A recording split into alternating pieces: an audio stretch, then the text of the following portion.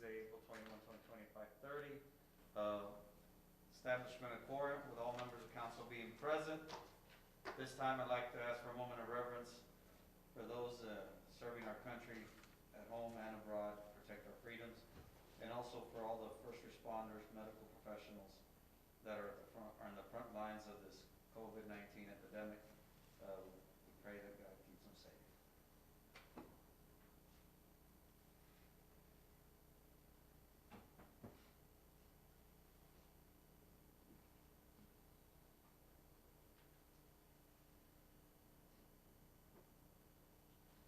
Moving on to citizen communications.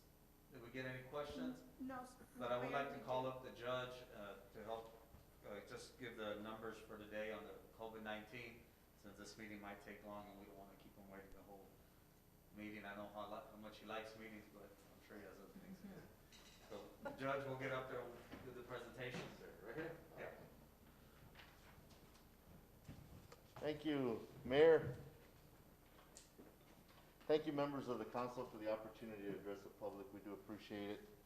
This is probably maybe the second time I've been here, and in all of the times, I appreciate the fact that you all have opened your doors to us. I appreciate the new administration and the way the county and city council is working together. We're very appreciative of that. Our report today is very short, which is good news for everyone, I think, in our community. The fact that numbers haven't changed in this regard. As of now, we have tested 349 individuals. We have 305 results that have come back negative. 14 remain positive. As of now, we still have 14. We have 30 pending results, and we have 4 full recoveries.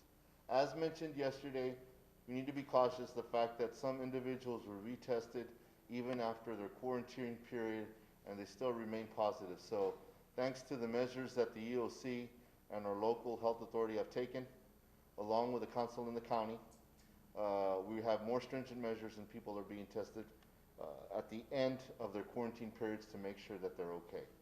The mayor and I have had the opportunity to speak after last night's meeting. I think the public is in agreement. I know that we're in agreement that for now we should keep the parks closed. We should continue to monitor the situation, and we'll continue to go on a day-to-day basis. But by no means are we out of this. We need to keep our guard up and make sure that the public remains safe and aware of the fact that we're still going through the situations that we are. So I'll pass it to the mayor so he can give the information in Spanish. Once again, council, thank you for the opportunity to address the public. We appreciate it, and very happy to be working with you all.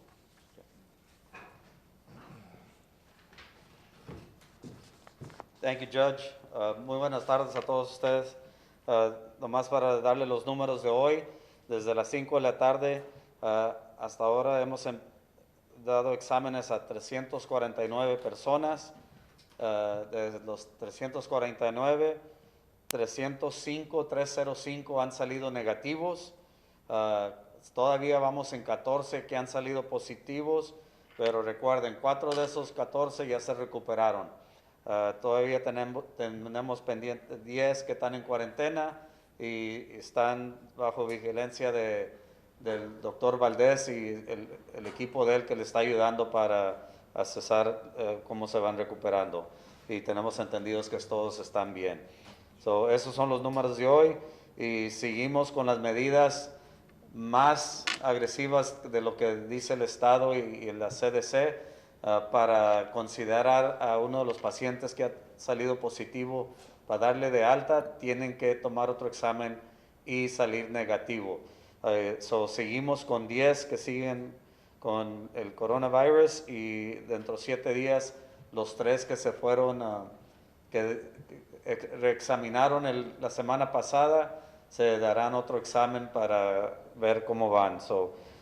Es una medida que el doctor Valdés inició y el juez y nosotros por el concilio estamos de acuerdo porque queremos asegurar que las personas que hayan salido positivas de veras ya no tengan el virus. Esos son los números de hoy y les pedimos una vez más, los parques siguen cerrados en discusión con el juez y el comité de emergencia. Es mejor que sigan cerrados para que no piensen los niños que pueden andar jugando en los juegos. y por esa razón los vamos a seguir cerrados, vamos a seguir como quiera viendo las recomendaciones que da el gobernador esta semana y a ver qué más implementamos para la semana que entra. So, por mientras, los parques siguen cerrados. Muchísimas gracias y que Dios los bendiga. Thank you, Judge.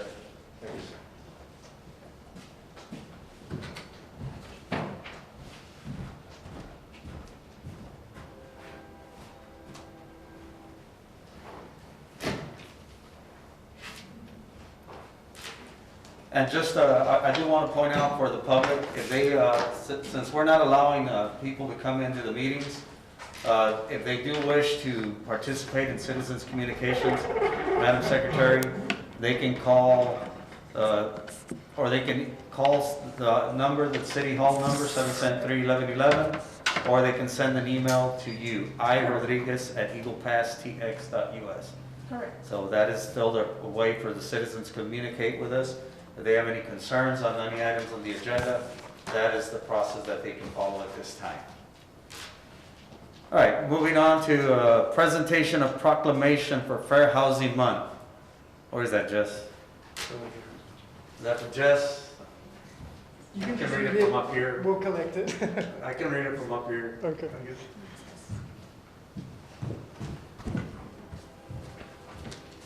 Hey, Jess? All right, this is known as, April is known as Fair Housing Month after the Fair Housing Act.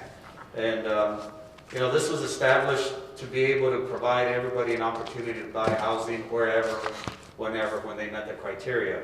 There was a time when that was not always the case, where people were discriminated based on race, color, religion, or even socioeconomic status. So this act came into effect 1968. All right? Yes, it is. I remember that. So I remember that from my government days. It was a good year. Anyway, so a proclamation to recognize Fair Housing Month, whereas Title 8 of the Civil Rights Act of 1968, as amended, prohibits discrimination in housing and declares it a national policy to provide within constitutional limits for fair housing in the United States. And whereas the principle of fair housing is not only national law and national policy, but a fundamental human concept and entitlement for all Americans.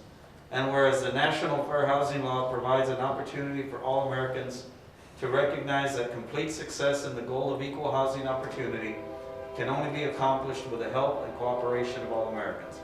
Now therefore, I, Luis C. Cifuentes, Mayor of the City of Eagle Pass, Texas, do hereby proclaim the month of April 2020 as Fair Housing Month in the City of Eagle Pass, and I urge all my fellow citizens to become aware of and support the Fair Housing Law.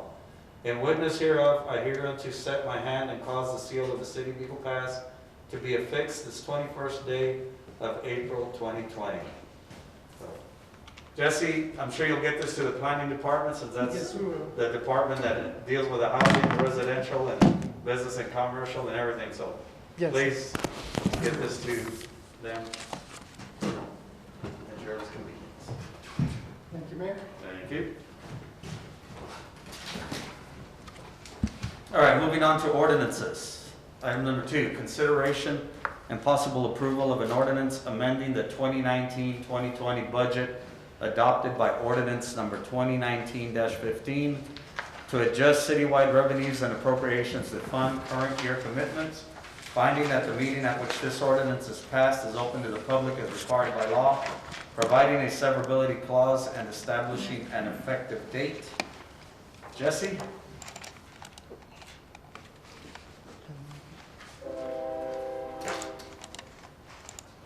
Sorry about that, some technical difficulties. So before we start, I do have a few comments to make. You know, it is no secret that the city is taking a hit due to the pandemic. With the city's operations, the two most directly affected are the bridge system and the general fund. So before we get into the actual budget amendment, I want to go over our reserves. So reserves are set aside for multiple reasons, one of them being emergencies. For the international bridge system, we do have an operational reserve, we have, which is our emergency reserve. We have a repairs and replacement reserve, and we have a capital improvement reserve. So the first two that are listed there are required by bond ordinance. So when we borrowed the money to construct the bridges, those amounts were set aside within those agreements in order to ensure the continuity of the bridge. The last reserve, which is a capital improvement reserve, was added by the city. There was future forethought, put into our plans. What are we going to do when our bridges need major repairs? Whenever we want to expand, we've used that funding to do the fencing, the awning, the drainage improvements at the bridge. So that money's come in handy. So that part of the ordinance has been very successful in budgeting. Please keep that number in mind because we're going to refer to that when we get to the actual budget amendment. So then we have our general fund. So the general fund is the only fund within the city that's actually required to have a reserve. The suggested reserve is 25% of our budget. With that amount, we are slightly over that threshold for the previous year. So that amount currently stands at almost $6.8 million. So now going into the financial hit that the city is actually taking. So in the first column, you have the current budget. The second column is the year-to-date amount. The third column is the percentage year-to-date. Then the fourth column is where we expect to be at year-end. And the last column is the change in the budget. So as you'll see at the very bottom on the right-hand side, the expected hit to the bridge system is almost $2.6 million. When we're talking about the general fund's budget, almost half of it comes from the bridge system. So you'll see about halfway down on the line that says International Bridge Transfer, there's the hit to the general fund, along with a expected hit for sales tax, franchise tax, and ambulance service. So the expected total hit for the general fund is just over $3.4 million.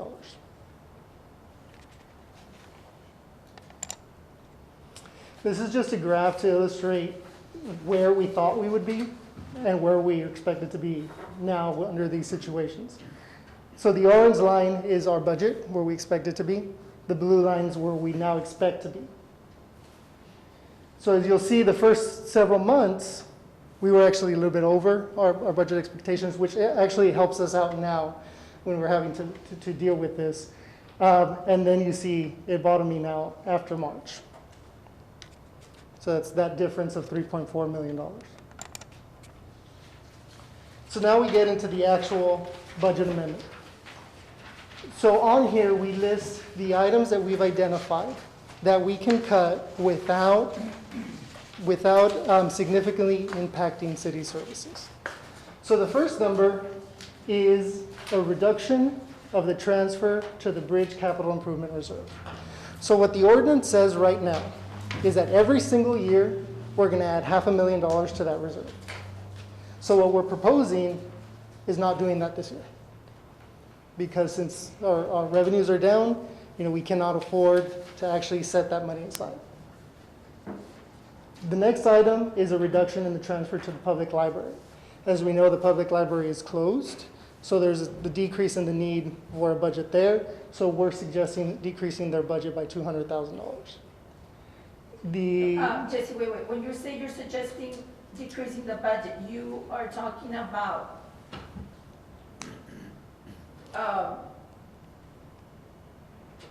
employees, personnel, or you're talking about the So general spending budget? This does not affect any personnel. Okay, This is just for the operational expenses related to it that are not personnel. Yeah. So when we're referring to the library for $200,000, these are transfers. So the city works with fund accounting. So within fund accounting, library has a separate fund. And since it does not make enough income to support itself, the general fund has to contribute to it. And so what we're reducing there is the amount of money the general fund gives. Yes. The next item is a reduction in the transfer to debt service. So debt service, as you all know, all the city's debt is paid by property taxes. So at the beginning of every year, we create an estimate of how much property taxes we think we're going to make, but it varies because some people pay their taxes, some people don't. And so we have to create a budget to estimate those amounts. We're fortunate that our budgets have done great in recent years. We actually have just over 100,000 in excess. So for this year, what we're proposing is, well, let's reduce the amount that the general fund is giving the debt service fund by 100,000 to deal with, again, the drop in revenue. The next one is the Streets and Sidewalks Fund. It's a very similar situation. What we transfer over is about $1 million each year for streets and sidewalks. Because of weather delays or with other issues that occur, we have not spent all the money that we've been giving over the years, so they've built up savings. And so without affecting its operations, we can reduce that by $400,000. The last one is the Main Street. Again, very similar thing. It's a smaller amount, 40,000, but basically it's savings that they have based on them not using it in previous years. Now we get into actual specific operating budgets. The next three items are items that are going to be decreased just by the nature of the pandemic. Our travel and training budgets. Conferences are closed. Travel is, non-essential travel is limited. So we can basically reduce all of those things. So you're talking about $65,000 and $80,000 respectively, reducing that from our budget. Fuel budget. Fuel prices have decreased significantly, so there will be savings. So that's being incorporated there.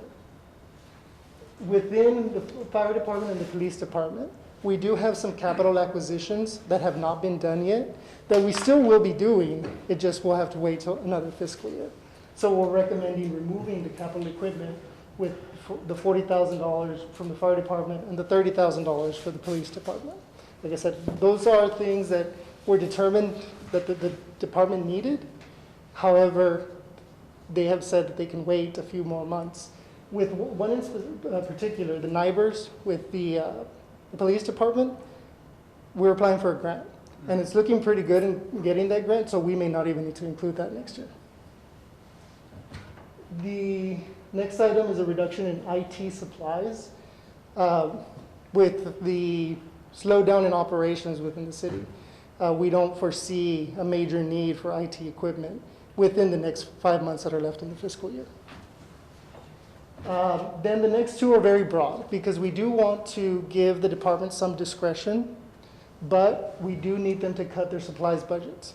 We do need them to cut their other services budgets. So between those two items, we're talking about just over $400,000 in cuts. This will be up to them to actually cut. I can make my recommendations, but I don't want to interfere with, something that I may not be considering. So we really need to meet with them, but with those goals in mind that that's how much they need to cut. That's for each department? Each department. Then we have an addition, which is the election cost. So the elections were special elections, so they were not budgeted for. And so we do need to increase the city secretary's budget to cover those expenses in the amount of $40,000. Then we get to the vacancies. So the city vacancies occur just like in any organization. And so we budget assuming that those positions are going to be filled. Based on the vacancies that we have, we think there's about $300,000 in savings in the general fund and another $75,000 in the bridge system. And then lastly, the council approved a payout of emergency leave, mostly for our first responders. So that, in terms of dollars, is $339,700. So that's an additional expense that the city will have to pay out. So in net, the cuts total almost $2 million. So now let's summarize all of that.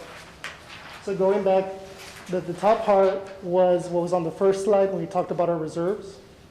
So from our bridge system, we had a total reserve of 2.1. But with the recommendation to reduce the allocation of $500,000 a year, well, now that would fall to 1.6. For the general fund, we're saying our estimated revenue loss is negative $3 million. And with our budget amendment, we'd be cutting 1.9. And so our new reserve balance would be 5.3. So now let's talk about that 5.3 number. So what the policy that the city council approved was that our fund balance should stay between 25% and 30% of our budget. If we let it fall to 5.3, we will be at 22.9%. So we'll be 2.1% lower than what the city council policy says. So in order to fix this, we either need to cut an additional $600,000 in expenses, receive additional revenue of $600,000, or in next year's budget, set aside $600,000 to go into the reserve, or a combination thereof. It doesn't have to be one or the other. It can be any combination. Of the three. I do need to mention that our estimates are they're conservative estimates. This is what we think is the worst case scenario based on the information we have. We have 1 month's worth of information. So there's 3 readings with this ordinance. So things may change on the second reading and on the third reading, but we feel pretty comfortable with these figures. You know, we built in a margin just going on the conservative side. We're hopeful that the revenue actually comes in higher than what we expect. We're hopeful that the departments can cut more. So it may not be 600, it may be 400, it may be 200. Ideally, it'd be 0, but you know, we won't know until time starts going on and we see where the income is heading. So I just wanted to make sure that the council was aware. This is where our reasonable expectation is as of now. And that's it for the presentation. All right, Jess, on that first one, on the proposed budget amendment, on the reduced transfer to bridge capital improvement, that's ordinance. Can we go against that? Is Eddie on the meeting? He should be. Mayor, I am. Hold on, we can barely hear you. Can you turn that up, George? Can you hear me now? Somebody's got it. Can you hear While me they're now? getting that fixed, Yeah. this is an ordinance. You know, so if this ordinance is passed saying for this year, we're exempting that, you know, that Okay, requirement. to go against that part of the Exactly, ordinance. that for this year it would be waived. So it's an act that's counter to Okay, the act that was there before. a temporary measure. Exactly. Correct, the finance manager is correct. On Eddie's end? I think it's your volume, Eddie. Oh, no. Can you hear me now? Barely. A little bit. It's better, but Go ahead, Eddie. we're listening. I was just concurring with the city finance director. Okay. So because this is in the form of an ordinance, we can go against the other ordinance based on this. Exactly. Okay. Is there a time frame? This is just temporary, right? What Temporary. you're This is just, proposing? yeah, a one-time. Okay. It's a budget amendment. All right. On the payment out of emergency leave, that's taking the payment at half the rate? At half the rate of pay. Half the rate? Okay. Yes. If they choose to do so. If they choose to do so. So again, this is conservative, assuming everybody will take it. Some people will decide to just take the leave later on. Is there a difference if they don't take it and they just take the time off? So this applies more to public safety. So if somebody takes leave, somebody has to take their place. And let's assume that's at time and a half. So what we would be paying more is that half. So the half that they would have gotten if they would have cashed out is equal to the amount of half that other person is now So getting. it equates. Exactly. Okay. Right now, does the city have enough money to pay everybody? Yes, so let's assume that, well, right now revenues at the bridge are 55% lower than this point last year. This is the worst it's ever been in terms of the bridge revenue. The only time that it comes close is in 2008 when the financial markets crashed, the recession began, and violence in Mexico was near its peak. At that point, I believe we were at 25% down. That lingered for a long time. Our expectation is, so when that happened, it kind of created a baseline for us. Because the people who cross into Mexico at that point, when the economy, when we're in a deep recession and violence is at its peak, are people who basically need to go. It's people who live over there, people with family over there, people who work over there. And so there's a line that doesn't matter what happens, we won't cross. In this case, the federal government action restricted that even further, causing it to fall below that line. When that restriction is lifted, the anticipation is the people who need to go will go. And so, where we're at now will not continue forever. It correlates to when the federal government releases its restrictions. And so, when it comes to the amount of funding that we have almost $7 million in reserve. If it stayed at this level, we could continue operating through January. The good thing is that we have a budget in between. So this is assuming that we're spending exactly the way we're spending now. If we had to, when we got to the next budget, it would just be very significantly lower. And we would make changes to make sure that the continuity at that time. The issue is now is that we have a budget that's really heavy on projects. And so this budget year is higher than any other year would have been. And so, moving into next year, we feel confident. It's all contingent on that restriction because we know, the range where that revenue will come back to once that restriction is lifted. Right. And we just got word yesterday, wasn't it, George, that the restrictions continue for another month? Another month. For all of May. So the crossings will continue to be limited to essential. Correct. And essential does not include grocery shopping, as Correct. has turned out to be. Okay. Now, getting back to the last page, just on the general fund reserve policy, just for clarification, the policy requires that the reserve levels be maintained, or they must be at that point when the budget is adopted? So it says that that's our goal. What it also sets is the parameters as to what happens if it's over, what happens if it's under. If it's over, then that amount goes to future projects. If it is under, it sets the time frame we have to come back to it. So within the 22.9%, it gives us a year to catch up. So basically, we can fix it in 2021. With a new budget? With a new budget, correct. But at that point, we would be looking at, where are the areas we can make cuts, just like we're looking at right now. Exactly. Okay. Yes. But in terms, I do have to make the comment, in terms of the financial health of the city, my job is to present you with the information in the most conservative, try to give you the information, to make the decisions that you need to make. But the financial health of the city remains strong. Our fundamentals remain strong. It's just, the only question is how long will that restriction be? Because that will tell us how big the hit will be. Sure. But we have, overall, because the council has focused on building our reserves for this exact purpose, that's why it's there. It's to safeguard the city, to make sure we can continue. So it's doing its job. And so now we just have to deal with it and then get back on the path that we were before.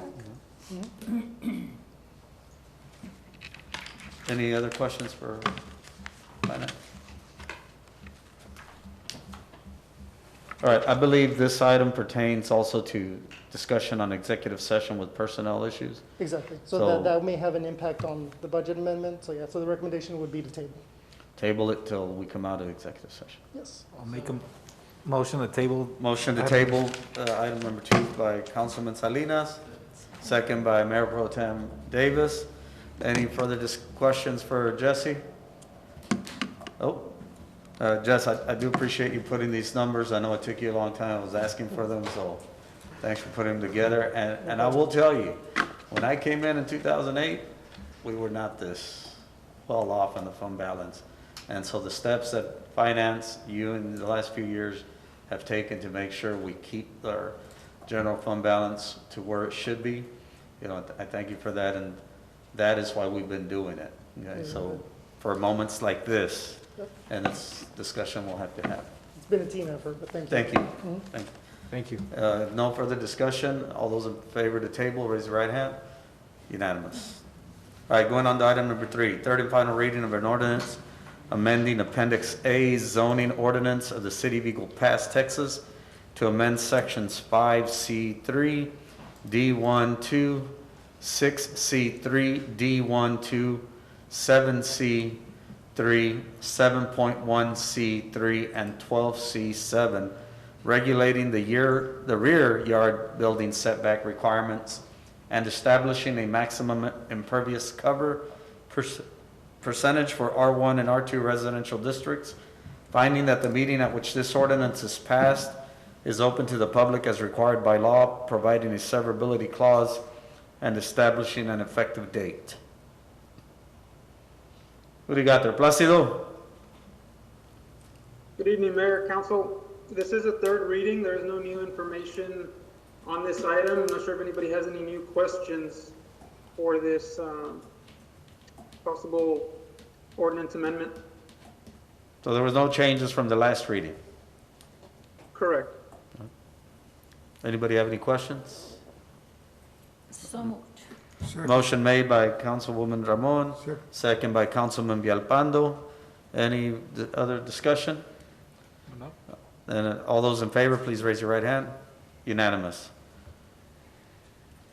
Item number 4, third and final reading of an ordinance providing for the extension of certain boundary limits of the City of Eagle Pass, Texas, and the annexation of certain territory lying adjacent to and adjoining the present boundary limits of said city, consisting of a tract consisting of a total of 128.934 acres, composed of a 5.174 acre tract, vacant land, located in Survey 6, Abstract 1110, out of land conveyed to Wico and Associates, Ltd., described in deed recorded in Volume 429, pages 98 through 106 of the Maverick County, Texas Official Public Records, Maverick County, Texas, and a 110.20 tract parkland area located in Survey 6, Abstract 1110, Survey 3, Abstract 997, Survey 934 3/4,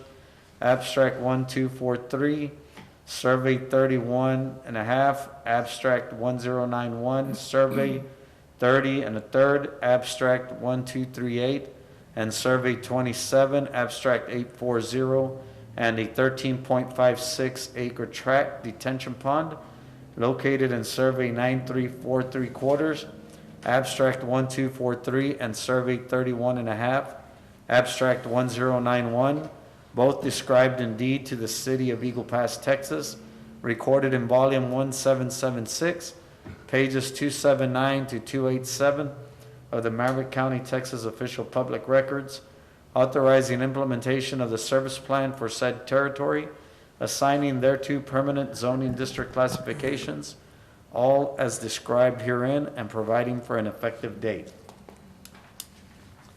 That Placido? Yes, Mayor. Yes, sir. This is another third and final reading with no changes from previous presentations. It is for the sports complex area annexation and changing of the city limit boundaries, 128 total acres. This is our third and final presentation and item required for this process as we have gone through. I'm not sure if you're able to see the screen up there, but it is the last part of this process that is required for annexation. All right, anybody have any questions? Second. Motion made by Mayor Pro Tem Davis, second by Councilwoman Ramon. Any discussion? None being, all those in favor, please raise your right hand. Unanimous. Item number 5, third and final reading of an ordinance adopting a new section 22-91.2, Article 6, Chapter 22, Streets, Sidewalks, and Other Public Places of the Court of Ordinances of the City of Eagle Pass, adopting provisions for the use of the Art and Cultural Center, adopting new fees, finding that the meeting at which this ordinance is passed is open to the public as required by law, providing a severability clause, and establishing an effective date. Is this you, Jesse, or Arturo? No, it's me. Okay. So this is the third reading. There are no changes unless there's any other questions that I can answer regarding the ordinance. Then, no questions? So move. Motion made by Councilmember Salinas, second by Councilman Villalpando. No further discussion. All those in favor, please raise your right hand. Unanimous. Going on to resolutions, item number 6. Consideration and possible approval of a resolution authorizing the submission of a grant application with the Office of the Governor, Public Safety Office Criminal Justice Division for the Coronavirus Emergency Supplemental Funding, CESF, program, authorizing the city manager to act on behalf of the city of Eagle Pass in all matters related to the application, and pledging that if a grant is received, the city of Eagle Pass will comply with the grant requirements of the Office of Governor and the state of Texas. Jesse? So, Mayor and Council, last week the governor announced that there was $38 million allocated in grant funding for the pandemic. And this pertains mostly to law enforcement. The way it's been allocated, it's been broken up into the COGs, and so our COG has been given just over $300,000. There is no formula for the allocation within the COG, but in reviewing our expenses, the part that we felt fair is for it to cover part of our overtime costs and some of the personal protective equipment for the officers and those that are responding. And so we need to pass this resolution in order to submit that application, and within it, we're expecting to request $50,000. 50,000? 50,000. Any other questions? What did you say was the number that was allocated to the COG? It's just over $300,000. Motion made by Councilman Villalpando, So, second. second by Mayor Pro Tem Davis. Any further questions for Jesse? None being, all those in favor, please raise your right hand. Unanimous. Went on to item number 7. Consideration and possible approval of a resolution of the City Council of the City of Eagle Pass, Texas, authorizing the use of competitive seal proposals as the method of purchase that provides the best value to the municipality for collection of municipal court fees. So number 7, 8, 9, and 10 and on the agenda are very similar. Again, the law requires us to come before council and before we go out and request proposals in order to set the criteria for how we're going to evaluate them. So again, How are we gonna, what you see? I'm sorry, I didn't hear. how we're going to evaluate them. Okay. So we take their letters of recommendation, previous work history, the time frame, cost, multiple things into consideration. So we need to come before council before we do that. And then, once we collect the proposals, the committee will review and then come before council with a recommendation at that time. So number 7, 8, 9, and 10, these are being brought to you for your consideration in order for us to standardize all of these agreements, to make sure that they all have, termination dates. They set the parameters of these services clearly. So, in an effort to organize all of that, and get this going in the process, and we're bringing it before you.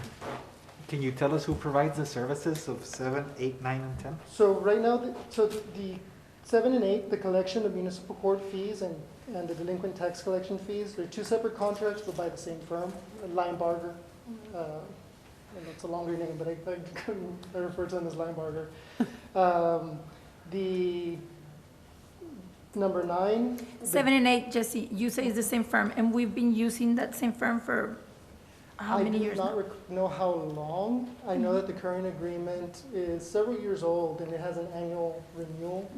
But I do not know how long per se. Over 12 years, I believe. Over 12 years, okay. Sonia, you know, how many? Since '08. Since 12? Yeah. April and March of '08, respectively. Going on 12 Since years. 2008, that is correct. And no known concerns whatsoever? Nothing. Good That's to my performance. knowledge.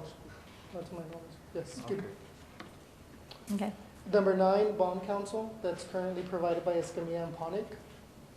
And so the bond counsel is the attorney who does the legal work anytime the city wants to issue debt.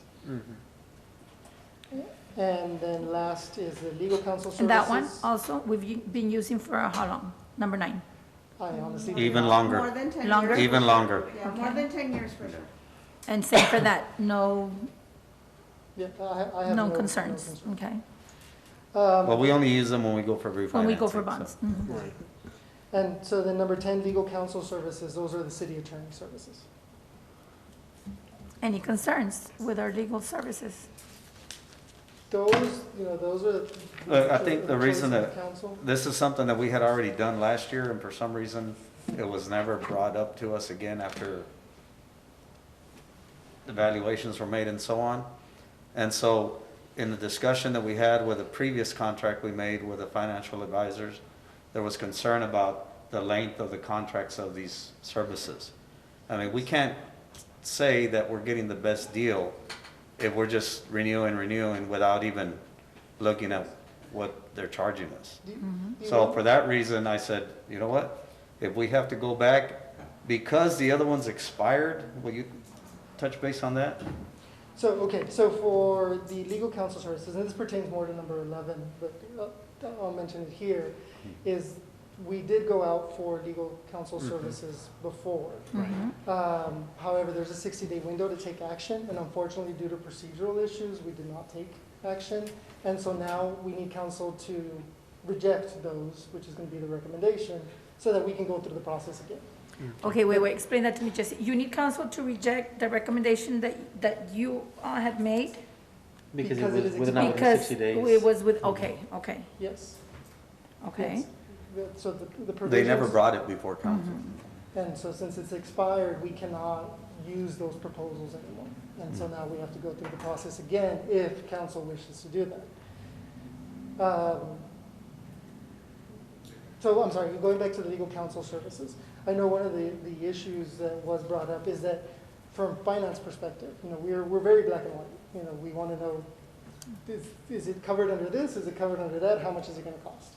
And so one of the recommendations was always to strengthen that contract into where we have a little bit more control on costs rather than it just being on an hourly basis. And so by doing this, it'll allow us to incorporate what we want to see in the contract. Well, I don't say me, what we want to see I in know what the you're saying, contract. as an organization. What's benefit to the community? But exactly what is it that we want to do? Open it like for other firms to?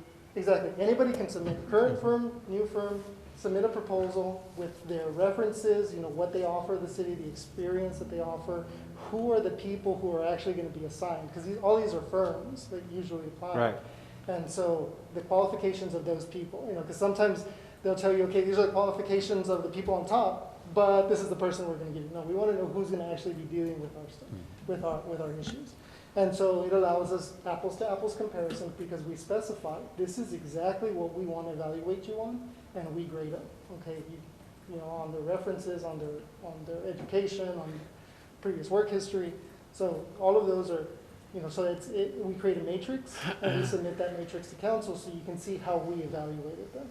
Ultimately, council can go with our recommendation or go with another recommendation, but that's how we document our evaluation of those firms. Jesse, you mentioned that, or unless I understood wrong, but you mentioned the hourly fee, right? Did you mention that in what you told us right now, or did I hear wrong? Yes. Okay. Okay, explain that to me, because I understand that there is a retention fee, right? So what's that extra hourly? So what is that? I guess what I want to know is the retention fee. What does that cover? And I guess that's a question for, well, I don't know if for you or for Eddie, but. Yes, so, and I don't know, do we need to take the action on the first item first and Yeah, then go back to it? we're still on 7, we haven't taken. So I guess if we can take action on 7, 8, 9. Okay, so how do we get all the way down to 10 then? Well, I feel like they're all legal. I or think Because they're all- we're very similar. They're similar. We can Okay, take okay, action okay, on okay. 7. Go ahead. We're still on municipal And court. once again, in discussion with administration, the concerns that were raised from the last agreement we went to, that we don't want to see this never-ending contract. We can't get the best deal for our taxpayers if we're just letting them go with the flow and never knowing what else we can get for the benefit of our citizens. Because that's what at the end of the day, that's what we got to look out for. Now, they continue to provide, they're going to go out and bid. It's a competition. That's where you get to really do what Jesse's really specifying in one case. We need to see, what do we want on that retainer fee? What do we want to really pay to get the best money for our buck? Okay, best service for our buck. And so with that being said, we should do it across the board and go through all these services that we contract with to get the best deal for our citizens. Is there a recommended term that we're looking at? Is it a yearly or, I mean, because Well, I it think seems what we like, said on the last one was 3 years. Okay, because We I just said feel 3 it's not fair years. to a firm to, to be having to rebid every year. I mean, we also want to have some continuity, even though we do want to be competitive. And, I'm not familiar with other best practices, just financial best practices, but for all of our contracts, it's recommended that none of them exceed 5 years. Right. Because that way, it incentivizes the firms or the individuals that we hire to perform because they know the contract will end eventually. And right now, So what do we have We with don't- these firms? You said yearly or just? it just renews it. We don't Just cancel renews. it. renews. They all have more than 10 years. Well, no, but what he's saying is it's sort of like, it's automatically renewed if we don't cancel. So we do have the option, Yes, you have. is what you're saying. You can rebid it every year, but Mhm. I just think we do need to offer some kind of continuity to the firms. No, and I think that's what we said with the last one. It was 3 years with the option for 4 and 5 years, depending, on Which what's is very going on at the typical for time. all of ours. We usually do 3 years plus one additional, I- 2 additional. If they're years. performing well, can't we just put, like a term and then go off bids later? You could, but you don't know if there's cost savings for taxpayers unless you actually put it out there.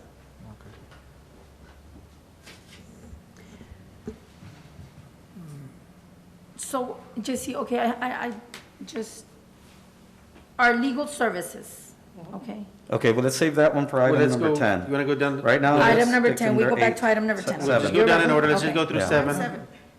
So- We're on 7. So we're either gonna go RFPs or we're not. I think it's a smart thing to do, to see what we can do to save our taxpayers' money and get a better deal for our buck. Okay, for clarification, are we required by law to go for RFQs? Yes. Clear, okay, perfect. We can't go for an RFP unless we tell them. Right, okay, no, just, continue, go ahead. Let's go on to number, what is it, 8? Well, no, We're take, I just want to make sure We that we don't get have a motion. what's best. It's not necessarily what's cheapest always. no, and that's why, Right. when you're looking at it, we're not I mean, going, I don't we're want going to- with the best value. Okay. The best value entails, Qualifications. you're gonna look at their credentials and everything they've done versus the lowest bid. Right, The only not just. time we go with lowest bid are, let's say, we're going to buy a specific model of Something machine. that you can compare. We just go with the lowest bid. Apples to because we're gonna apples. Get the same exact thing. Right. Anytime where you're talking about an individual providing a Professional service, services, it's very different. anybody could bid and, Right. well, that's the lowest one, we have to go with it. Right, There's a lot of factors Yeah, that go into exactly. right. And that's- Okay, Jesse, and I know even though we're not in number 10, let's make sure, we need to make sure, when we do that, That's true. the retaining fee, what it covers, because I don't know how specific it is, but we need to make sure that that is Yeah, we very de- clear. We definitely go. All right, can we get back to number 7? Yes, let's get back Yeah, to number 7. Number I'm sorry. 7. I'm sorry. Are we gonna go for RFPs or not? That's a question. Well, do we have to do each one individual, or we have to Yes. do it all Yes, as a whole? Yes. it's gotta be one item at a Okay, time. then let's do number 7, please. Is there a motion to go for RFPs for best value municipality for collection? of Okay, munis- is that support a fees? consideration? Do we have to, or we don't have to? If we don't Or take have to- action, we don't go for RFPs and we continue with the Okay, same but when we do service. this, when we make this decision, and I don't know, this is the first time I do this, that's why I'm asking, okay? I want to be very clear. Do we have to go out for RFQs for 7, 8, 9, and 10? Or can we, it's all of them They're together? all It's up to the They're all council. separate contracts. It's all the separate. Okay. We're taking separately. Yeah. But to your question on the legality, so the contract exists, so it will continue to exist unless it ends. If it does end, then we do have to go through it. So it's Okay. like the contract that exists cannot be changed. We can't sign up another contract. Right, Because of. unless we go out Unless for, we go- okay. exactly. See, because you said that so all of them are on a year to year, or what? Is all Yeah. 4? They- They're all on a. In all- terms of the legal counsel services, actually, I think month to month. But Tell me, I didn't hear you. the legal counsel services, I think it's actually month to month. Month to month. month to month. Wow, I wasn't I aware didn't of know that, okay. And That's- that's I don't because And all there's- of this, I all think of we need to this, offer them a contract, whoever it is. all of this are, and this might be a, I don't know, but I'm still gonna ask. All of this are considered, professional services. Legally, No. Legal services? Legally, no. Because These are services. like the law actually defines professional services. If it was defined as a professional services, these would have to have been requests for qualifications. These are, what we're doing is requests for proposals. Oh, okay. The law says that certain professions are defined as professional services, and you can only base it on their qualifications. And it's intended for you to hire based on qualifications and not price. So like if you're gonna go to a doctor, well, you wanna go to a good doctor, not the Right, cheapest doctor. uh-huh. And it's the same thing for like when we go out for engineers, it has to be based on qualifications. We don't wanna go Gotcha. with the cheapest. So, and that's why, that's a different process. Attorneys are not covered under professional services. And so, that's why we're It's allowed to go RFQs. through RFPs. So it is I would consider it a professional service, but under the legal definition. Under the legal, it's not. It's not on there. Gotcha. What is your recommendation from, that we do? I go back to like, I like black and white. I like for things to be very structured. I prefer things to have end dates.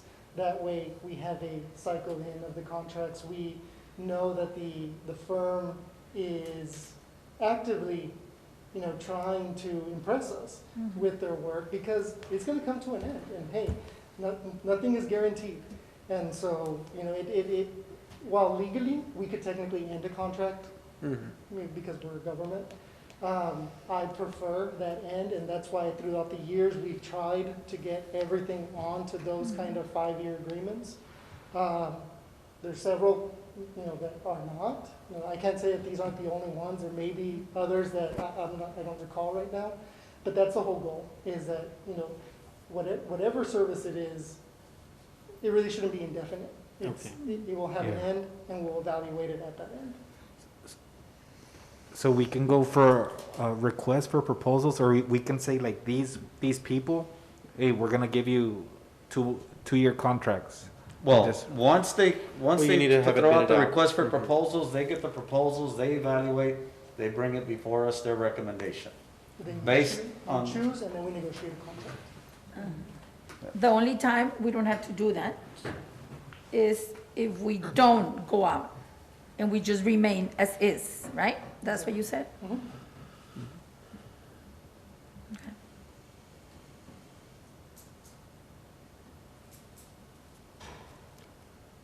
Is there a motion to? go I'll for take, RFPs? I agree with what you're saying about how you want, basically to have that structured, and that does make a lot of sense, and it doesn't make a lot of fiscal responsibility. I'll make the motion, and it's pretty much gonna go, I'll make them for all of them if I need to. Motion made by Mayor Pro Tem Davis. I'll second. Second by Councilwoman Ramon. Any further questions for Jesse? All right, all those in favor, please raise your right hand. Unanimous. Item number 8, consideration and possible approval of a resolution of the City Council of the City of Eagle Pass, Texas, authorizing the use of competitive sealed proposals as the method of purchase that provides the best value to the municipality for collection of delinquent tax collection fees. So Same moved. thing. Motion I'll make made the by motion, Mayor Pro sorry. Tem Davis, Second. second by Councilman Villalpando. No further questions. All those in favor, please raise your right hand. Unanimous. Item number 9, consideration and possible approval of a resolution of the City Council of the City of Eagle Pass, Texas, authorizing the use of competitive sealed proposals as the method of purchase that provides the best value to the municipality for bond counsel services. So moved. Motion You're made by saying Mayor it. Pro Tem Davis, I said it. second by Councilwoman Ramon. No further questions. All those in favor, please raise your right hand. Unanimous. Now, we got to skip item 10 to go to number 11, because we got to reject what expired to come back and do number 10 again. So moving on to item number 11. Can I just take it out of order like that, or they have to? Yes, Okay. you can do it. Other business, item number 11, consideration and possible approval of the award and rejection of the request for qualifications, RFQ number 2019-025 for the legal services. Like I mentioned earlier, because the time has expired, for us, the only recommendation is to reject the proposals. And just so they know, the time expired back in, I'm gonna say early January, late December. December, October, January? Yes. So Sorry to put you to double work there, but, you know, Yeah. with that in mind, I'll make a motion to go ahead and Motion made by Mayor Pro Tem Davis, Second. second by Councilwoman Amon. No questions? All those in favor, please raise your right hand. Unanimous. Now, going back to number 10. Consideration and possible approval of a resolution of the City Council of the City of Eagle Pass, Texas, authorizing the use of competitive seal proposals as the method of purchase that provides the best value to the municipality for legal counsel services. I'll make the motion, but I don't know, did you have questions before? Because I know you kept asking. No, I kept asking, I wanted. Okay, I wanted to make sure, I don't want Yeah. to jump on you before. No, I got the answer. Well, I can make the motion and then you can ask questions. I Yeah. just don't want to cut you off. Motion made by Mayor Pro Tem Davis, second by Councilman Villalpando. Any questions? Okay, now, My now to answer question your is question. answered, So, under the retainer, what's classified under there is general matters. And so under general matters, it includes things like the municipal court issues, the issues pertaining to the city council. That's in general. I know there's more specifics, and I know Mr. Morales has that information. Fortunately, we could not pull it, right before the meeting. But that's generally what's covered in there. Anytime we have a contract negotiation, you award a contract with a vendor. Well, Beagle has to review that, so that's billed separately outside of the retainer. And so the retainer is $75,000 per year. All the contract negotiations, any condemnations, any reviews from the planning department, anything that outside of those council, municipal court matters, really are billed separate. And so we can get you the detailed list of all of that, but unfortunately we couldn't get it in time before the meeting. I mean, I just, if we're gonna do this, then obviously we need to see that. I mean, if this had not been presented to us, then we don't need to see it, but since it has been, then, I mean, It I makes would like to sense. think that everyone would like to see it. And some firms do not bill with a retainer. They just do hourly, straight hourly on everything. Because, with a retainer, you run the risk that it's, those items covered are under or over. So there's some reward, but there's also some risk. So sometimes it's just best to pay. I think in our case recently, because of all the legal issues that we've been dealing with, it's more to our benefit, where it's actually would have been more if they would have billed us hourly. But, it really depends on, and so that's up to us to decide when we negotiate a contract. Do we want a retainer? What do we want covered under the retainer? And then what do we want hourly, or is everything hourly? But that can be dealt with later when we But negotiate a this is what contract. we've had for the last 20 years, so we're not familiar with anything else, pretty much, right? Exactly. Mhm. Well, we'll leave the fine details to bringing something that would be good for our community to y'all, which we're entrusting you with that, and I'm sure the bid process will allow for that. Yeah, exactly. All right, so there is a motion and a second. Any other questions? None being, all those in favor, please raise your right hand. Unanimous. All right, moving on to item number 12. Consideration and possible action on the preliminary plat of the MH Group subdivision. You, Placido? Yes, sir, Mayor. Just a quick FYI, so the next 5 items are going to be fairly similar in nature as they're all preliminary or final plat consideration and possible action on approval. So there'll be similar presentations for each one. This first one is submitted by the Dirksen Group. It's for the MH Group subdivision preliminary plat. This is a 26-acre tract. It's located across from the Amcita automobile dealership on Highway 57. The request is to legally plat, subdivide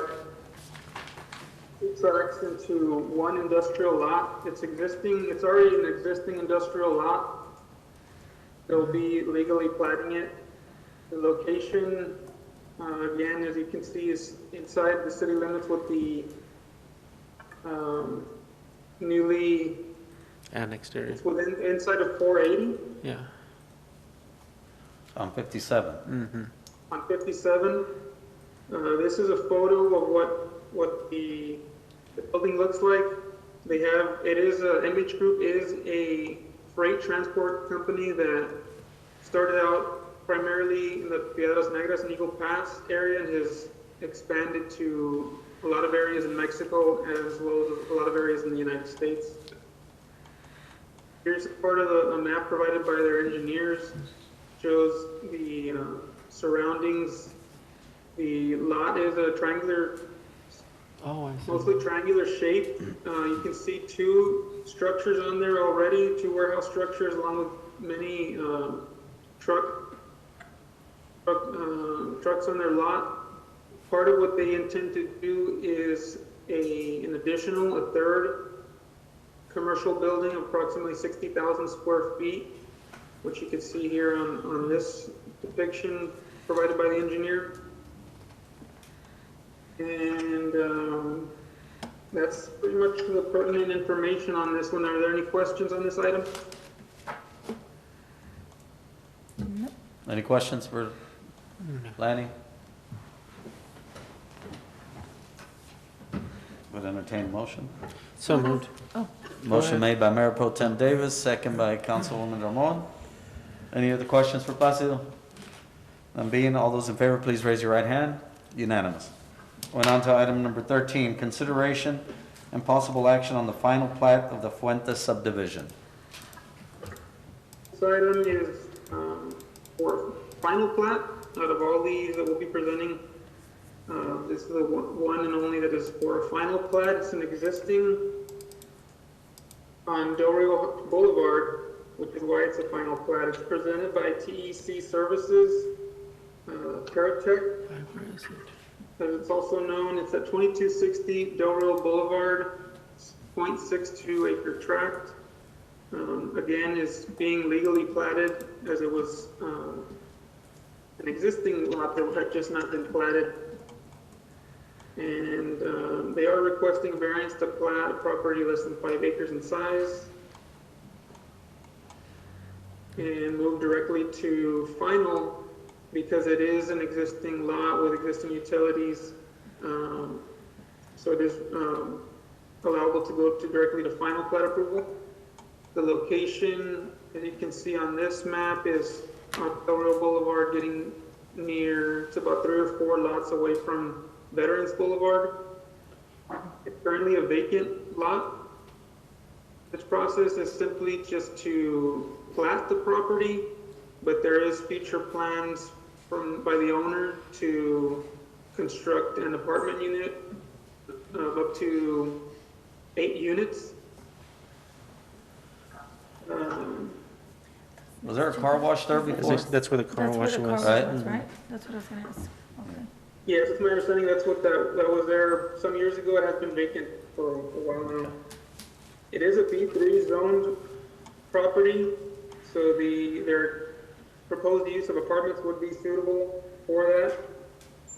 The one important item to note is the engineering department and the public works department identified a drainage concern towards the rear of the property where an inlet allowed for storm drainage runoff to be captured and disposed through sewer lines, which should not be occurring. So when presented to the planning and zoning, the approval for this item was made with a contingency of the engineer of record for this project to submit a proposal of how to solve that problem, which they have provided a proposal to eliminate that inlet where water was being allowed to drain through the sewer line, and then they've also designed a detention pond that will be constructed at the time of development. So when the owner chooses to develop whatever it may be, whether it be those apartments or something else, at that time they will be required, as all other projects, to submit their engineering design that accounts for the drainage to flow towards the front of the property, and also importantly not to disturb or negatively impact any surrounding properties with their development. So our recommendation is for council to approve the request for this final plat approval with the variance to proceed directly to final, as well as a variance for properties less than 5 acres in size. And, again, also, contingent that that they do comply with all code of ordinances, specifically chapter 23, final plats. Are there any questions on this item? So moved. No questions. Motion made by Councilwoman Ramon, second by Councilman Salinas. Nobody had any other questions? All those in favor, please raise your right hand. Unanimous. Item number 14, consideration and possible action on the preliminary plat of the MCHD Medical Subdivision. Is that Maverick County Hospital District? Excuse me? Is that Maverick County Hospital District? Yes, it's named that way based on its location. The item is the application is being brought by TEC, TerraTech Services, and the owners of the property is the WECO Corporation. It is located at the end of Bob Rogers Drive and Foster Maldonado, which they don't continue. At this point, they each stop around the Hospital area of the district. hospital, the Maverick County Hospital District and the Fort Duncan Regional Medical Center. This request is for a 12-acre, almost 13-acre tract that will result in one 10-acre commercial lot and also include a 0.93 acre vacation of right-of-way, which will be a connection of Bob Rogers and Foster Maldonado. If you can see the map, it's just above the area where the hospital district building is. It's not depicted on this particular map. It's important to know it is a Zone B3 general business district. The dedication of right-of-way includes a 60-foot right-of-way continuation for Bob Rogers Drive and 100-foot right-of-way for the Foster Maldonado. This will be dedicated at the time of final plat approval. The depiction of the plat, as you can see, it's next to the residence Eagle Pass, residence at Eagle Pass. And I didn't hear what the recommendation here for this item is council to approve, contingent that they comply with all code of ordinances chapter 23 governing final plats. So, Are there any Motion. questions on this item? Motion made by Councilman Second. Villalpando, second by Mayor Pro Tem Davis. Any further questions? None being, all those in favor, please raise your right hand. Unanimous. Item number 15, consideration and possible action on the preliminary plat of the Abuelita Acres Ranch subdivision. Yes, Mayor, this item number 15 as well as number 16 are very similar in that they're the same owner and same applicant. Amistad Consultants is the engineer record here. These are both located in Hopedale. I'll go through each one individually. So this first one is called Abuelita Acres. It's a 2.86 acre partition tract. The request here is for preliminary plat approval. The owner is requesting to connect, to receive water connections services through Eagle Pass Waterworks. And part of Eagle Pass Waterworks requirements for that connection is that the property be platted. So they're going through that process in order to achieve their water connection. So this particular item, this particular property is not developed. It's or there's not a home construction. They are cleaning up the property. They have put a small detention pond. It's more of an aesthetic pond, and I believe it is future plans to develop later on. What they're doing. go back one slide. So Go back. Yeah, can you go back one second? I wanted to see, I'm just curious where you're located. Oh.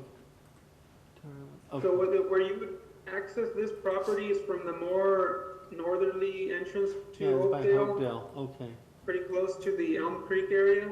right, I just figured So out. just where that starts to curve, there's a small turn that leads you towards Malagarcia Road. There are Okay. small farm road type roads, and the property is depicted where that star is.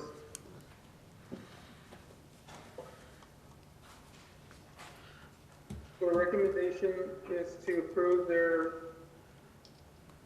request for their preliminary plat approval, contingent that they comply with all code of ordinances, chapter 23. So moved. Any questions on this item? Motion made by Councilwoman Ramon, second by Councilman Villalpando. What was that last comment, Placido? Just the standard that they comply with all the code of ordinances specific in chapter 23 with final plats. All right. Any other questions for planning? No questions, so then we'll take it to a vote. All those in favor, please raise your right hand. Unanimous. Item number 16, consideration and possible action on the preliminary plat of the Martinez Ranch subdivision. So this item, like I mentioned, is very similar to the previous. It's the same owner, the same applicant is presenting. It's also in the same area, separated just by a few hundred feet. This one is located at 461 Malagarcia Road. It's a 3.09 acre tract.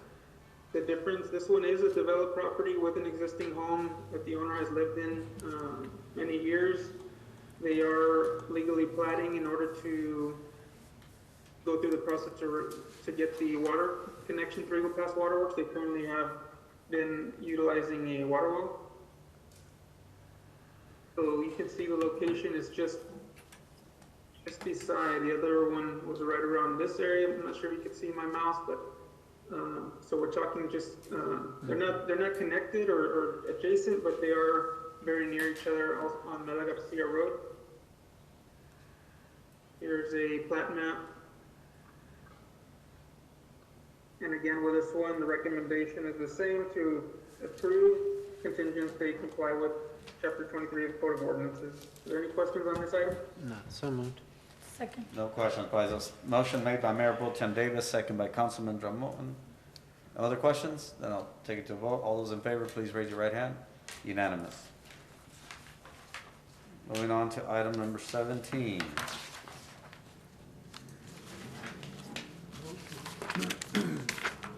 I'm sorry, we're going to executive session? Oh, this one has a duplicated. All right.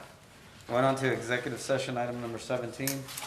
Executive session pursuant to sections 551.071 and 551.074, chapter 551, Texas Government Code. Consultation with attorney and discussion of personnel matters regarding the use of an emergency contingency plan for the City of Eagle Pass operations and possible action in open session regarding same. Let the record reflect that the council went to executive session at 6:51 p.m. on April 21st, 2020. Mayor, we're also taking item number 2. What that? It was tabled to take it to, After? Yeah. Okay. There's after we discuss this. discussion in here that affects that one, so we gotta look at You'll it bring it and back. make a decision. Right. We're gonna have executive session.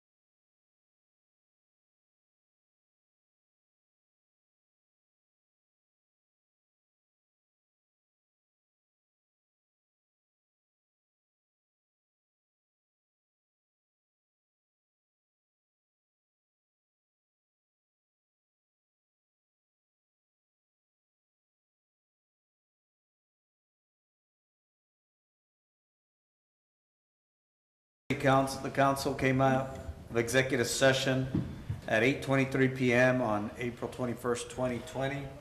And we'll start with executive session item 17, executive session pursuant to sections. We got to go through that one before going to 2, right? Or are they going hand in hand? It's okay. We can address the ordinance one in the second reading. But we still gotta, we haven't approved it, so we still have, Yes, so that they can be taken as is, okay. whichever first. Whichever. All right, so coming out of executive session, we'll go ahead and go to ordinances, item number 2. Consideration and possible approval of an ordinance amending the 2019-2020 budget adopted by ordinance number 2019-15 to adjust citywide revenues and appropriations to fund current year commitments. Finding that the meeting at which this ordinance is passed is open to the public as required by law, providing a severability clause and establishing an effective date. So is there a motion To amend the budget? to amend the budget? So moved. Second. Motion made by Councilman Mayor Pro Tem Davis, second by Councilwoman Ramon. Any discussion on this one? All those in favor, please raise your right hand. All right, going on to item number 17, which is also somewhat contingent on item number 2. Executive session pursuant to sections 551.071 and 551.074, Chapter 551, Texas Government Code, consultation with attorney and discussion of personnel matters regarding the use of an emergency contingency plan for City of Eagle Pass operations and possible action in open session regarding same. So on this one, I'd like the council to entertain extending the emergency leave through April 26th, which is Sunday, and then have administration, finance formulate a plan to bring back employees starting Monday, April 27th, and identifying additional cost-saving measures for council to consider at the next meeting. That is a recommendation. So That's moved. discussion. Motion made by Councilman Salinas, second by Councilman Villalpando. Any discussions on this one? Is there anything you want to add? Jess? Anything you want to add on this one? No? All right. So you know what we got to do. So all those in favor, please raise your right hand. Unanimous. That's the last item on executive session. So is there a motion to adjourn? So moved. Motion made by Councilwoman Ramon, Second. second by Councilman Salinas. I know y'all want to stay longer, but But we can't. any discussion? All those in favor, please raise your right hand. Unanimous, meeting adjourned at 8:26 PM, 4/21, April 21. Good work, man.